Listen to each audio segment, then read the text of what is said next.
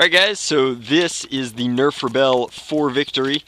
That's not written on the blaster anywhere. Guess you just have to know that. And we're going to be doing a modification guide for it today. It's just a really fun pocket-sized pistol with 4 shots and a smart AR system.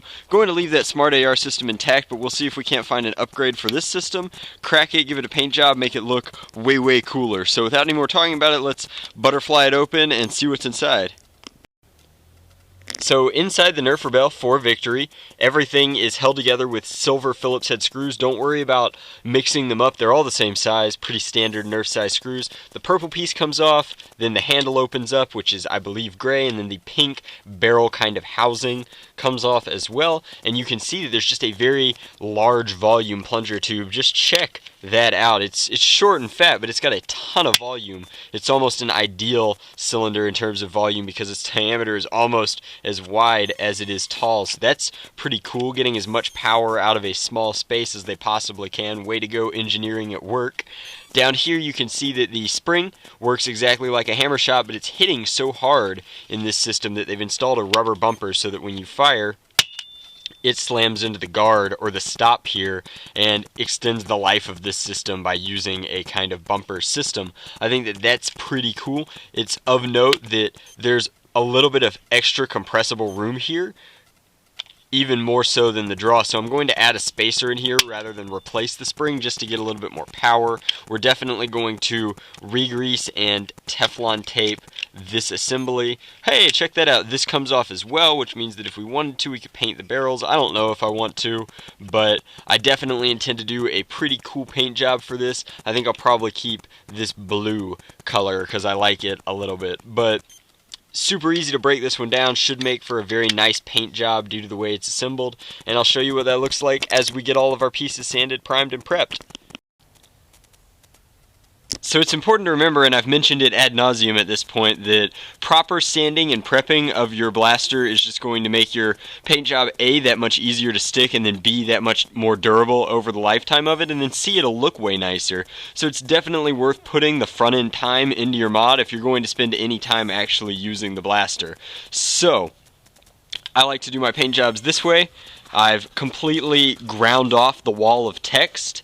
Then after I ground off the wall of text, I went 80 grit sandpaper, then I went 120 grit sandpaper, and then I came in with a 300 grit sanding sponge to get that all smooth and even. And now I'm going to wash this piece, then I'm going to let this piece dry completely, and then I'm going to lay on a base coat before I put my original, or my eventual enamel coat on it, which should just be awesome. It should be a very cool color for this blaster.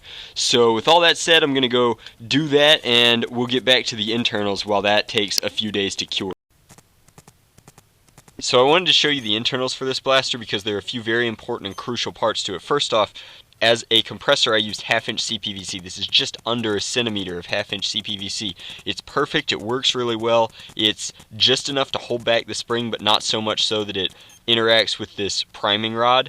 And it only adds enough extra compression so that the rubber digs in just a slight amount. If you did too much, it wouldn't quite catch. Now, that is evidenced because when you take off this bracket and you try to prime the blaster without the bracket, it catches, but then these two bars rotate outwards and it'll break through your trigger mechanism. So in order to prevent that, you need reinforcement in the form of this orange piece as well as the other half of the shell, and then when you put it together, it'll, and I can kind of simulate that by holding it back here, it will catch and then fire. So once it's stable, it's going to be just awesome. I can't wait to show you what it looks like fully put together, what I decided to name it, and the extra pop that it's got to it now. It should be a very exciting conclusion to this mod video.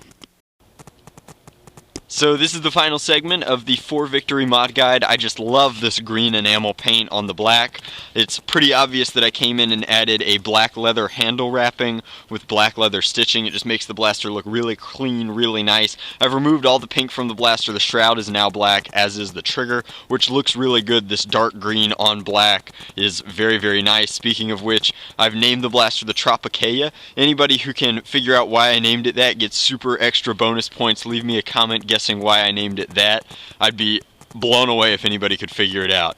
This is the signature on both sides of the blaster. I originally planned on selling this blaster upon completing it, but with the added performance from the modification, and I did come in and add lithium grease and a little bit of Teflon tape off camera, it's getting performance that I just absolutely adore, and with the new wrap and everything, I've come to enjoy the blaster so much so that I just can't bear to part with it quite yet. The Draculina had some awesome Rebelle pistols with leather wrapping, and now I have one too, so I look forward to warring with it a few times, and then maybe I'll part ways with it. But if you've got a 4Victory and you haven't done this modification, get on it, because it's just a ton of fun, it's super easy, and it really is a noticeable impact on the performance. I think that's it. I really love this green enamel blend. It looks really, really nice, and I'm very pleased with the blaster. As always, guys, thanks for watching.